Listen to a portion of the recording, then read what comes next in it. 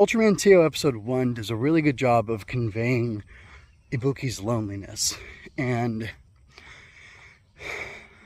that's probably what I liked about it most, is that he felt alien, and sometimes it was that he felt weird and awkward because he doesn't know how to fit into the culture. We even see he has these little cards that he keeps on like a ringed flashcard set where he makes notes for himself about different things. And there's even a subtle moment where I think you get to see his alien culture, part of his whatever H12 alien culture, where a guy kind of puts his head down and steps back, and he looks at him and he says, "Oh, are you letting me go?" And I think it's showing his differentness, his alienness, that, you know, the fact that he's not an earthling. And I think it's good because they're showing him be different, not have the same culture, not have the same cultural understanding. He's awkward. I honestly even think the vocal performance, the English dub, which I'm watching, it feels weird, and I think that's kind of intentional to make you feel kind of like, this guy isn't quite normal, this guy doesn't quite belong. And by the end of the episode, it felt more natural, and I feel like, well, it might just be acclamation, but it could also be that he's kind of turned this corner, because the reason he's lonely, from what we can tell, is that his planet was destroyed by these kaiju. This Vialoga, I think is what it's called. At the end, they put the little card up, and this Vialoga and others were responsible for attacking and destroying his home. It looks, I'm assuming it's home. And he, in the flashback, he kind of tries to fight, but he's not so great at it, which is something else that I like, which I'll get to more in a minute. And then the planet blows up. Like, somehow he gets pushed off the planet, and then he sees it blow up, and then he flees, and he flies presumably all the way to Earth in one shot, which is fine. I could do that too. Anyway, he, on Earth, wants to run away when he sees Vialoga, because he knows this kaiju is horrible, horribly destructive, and there's all these people gaping, and he's having like this moment of PTSD almost, where he's very upset and wants to flee, but he can't. And he's kind of unburdened by something that nobody else is burdened by. He knows what this thing is. He knows what it can do. And he's lonely in that way. But we also get to see there's this little cutaway, which doesn't really make sense, but it's like a thematic cutaway right before one of the commercial breaks, where you get to see Ibuki as Teo in a classroom or something. Like, he's looking away, and there's almost like this black curtain on either side that draws on him and just frames him in the middle of the very center of the frame, in a thin sliver of the screen. And, you know, it makes an eye, it makes this vertical stripe, it makes almost like a number 1. And they do say 1 is the loneliest number, and you really feel that there, in my opinion. By virtue of the visual alone, he is there, he is alone, he is singular, and there's almost nothing else in the scene but him. But he's in like a classroom or something, which should be full of people, and the like social isolation or the awkwardness with which he operates, because he is an alien, he is a foreigner in this world, like it helps to make him feel lonely and alone. And we have the whole, you know, picking up the wrong poop thing that happens, but then like he goes to sit down with one of his classmates, the one who demurred, and the guy tells him that he doesn't want to make friends, and this veterinary school, the School of Veterinary Medicine, is not a place where you go to make human friends, I guess. And the guy shies away from him, and it's the same guy that had demurred, like I said. So you can see that even though he's trying to connect with somebody, he's having trouble. And then later on, when the meteorite crashes, he encounters another classmate, and she's irritated that somebody else is there checking out this small meteorite that she can, you know, kind of track down on her own. And she's disappointed that someone else is there to kind of horn in on her action. But she's another person who wants to be alone. And it's interesting because you have these two people who want to be alone, who want to isolate themselves, and then you have Ibuki, who is alone.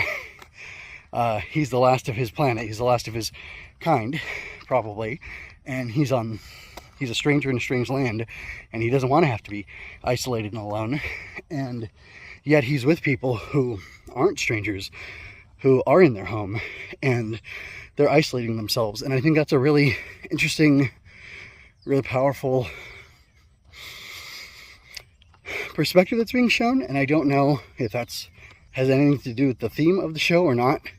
And even the scene where he sees the kaiju crack out of its egg, and there's this whole crowd of people standing there, they're all looking at it through their phones and taking pictures and recording it and stuff, and he's looking at it with his eyes. And I feel like in that scene he's alone as well. He's singular, he's different, he stands out.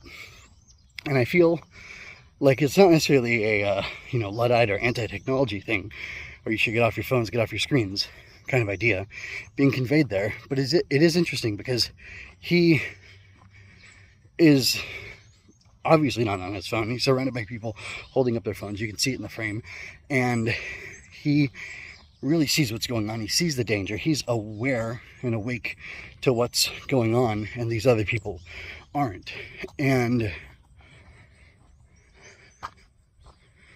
I don't know, I just find it to be another interesting contrast, and I feel like it in some way parallels with these two people, classmates of his, that are withdrawing and wanting to be and prefer isolation, even though they don't have to.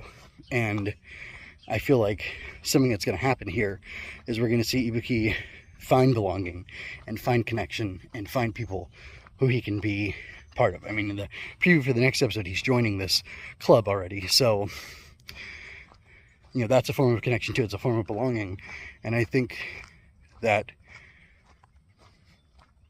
kind of a lot of what's going on visually, as well as what we know from the story and what we see in other characters, it's all coming together to talk about this loneliness, to talk about this isolation, and it conveys it in, I think, a very subtle way.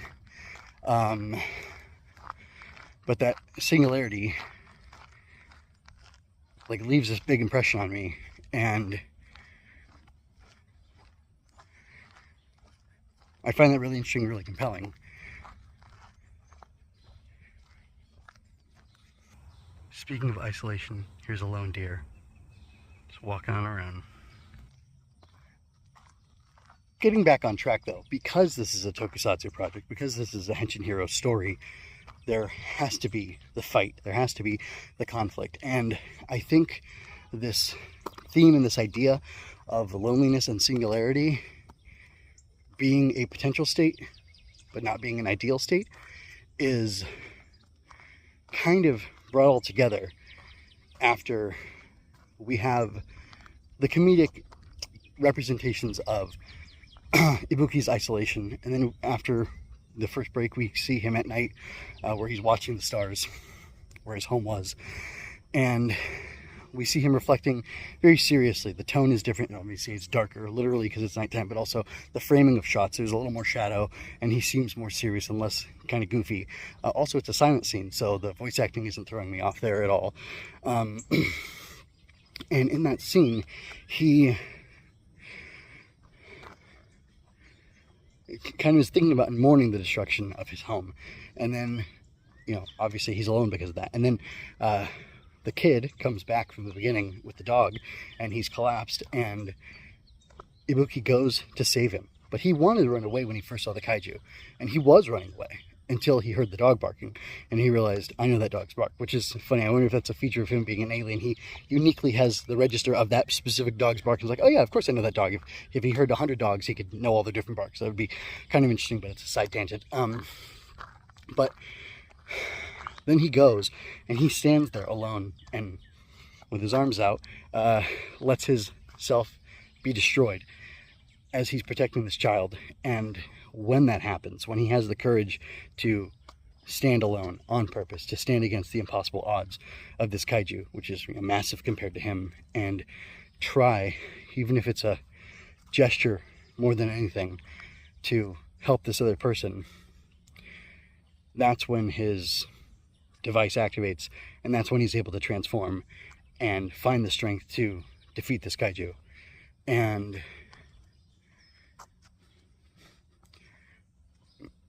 even though he is standing there by himself, he's standing there by himself with somebody else who he's protecting. And that connection, that reaching out and including another person in your bubble and seeking to care for them, is the thing that sparks his power and turns him into this giant who's able to destroy this kaiju, something that we don't know that he was able to do before on his world.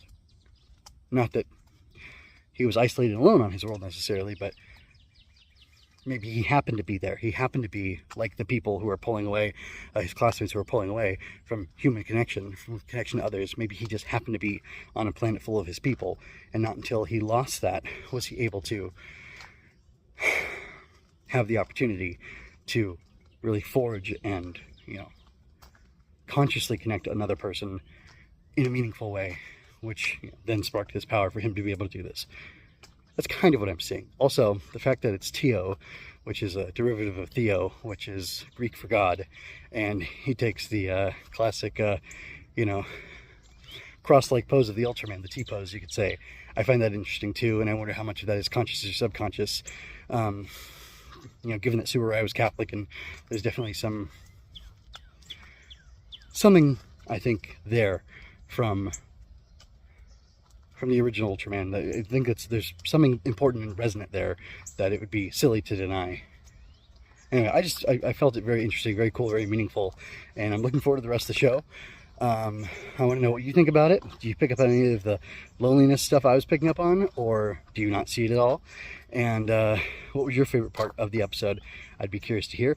Check out the pinned comment while you're leaving a comment for me. You can also check out the pinned comment where you can find the link to my inspector's notes where I'm going to dive deeper into this episode. You can find the blog version there of the episode where I really focus in on one strong point. Maybe see it a little bit differently, but I'll have extra stuff there as well where I, again, like I said, dive deeper into the episode, talking about other things I didn't have time to talk about here. You can also find the playlist in the pinned comment for this and probably Zets and Omega as well. Until next time, folks, this is MJ with Henshin Inspection and Going Ultra, signing out.